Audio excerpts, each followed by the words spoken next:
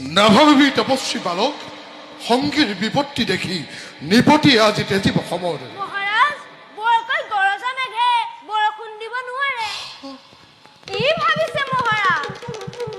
বুজিছো তপস্বী, কিন্তু শৰীৰত মই দেখোন অন্য তপস্বীৰ তেজ। মোকো ধৰ্ম পাইছে নেকি মহাৰাজ?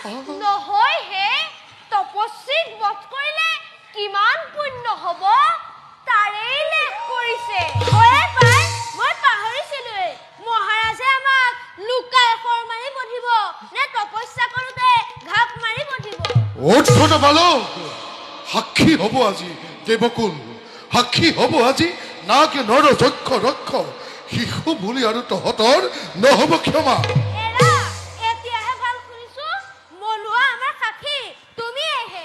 আহক মহাৰাজ, তপস্বী বিদ্যা চাই লওঁ। বালক, মই দুখৰ বহিবত।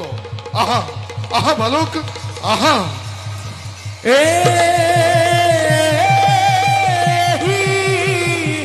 বুলি ৰামচন্দ্ৰই যুদ্ধ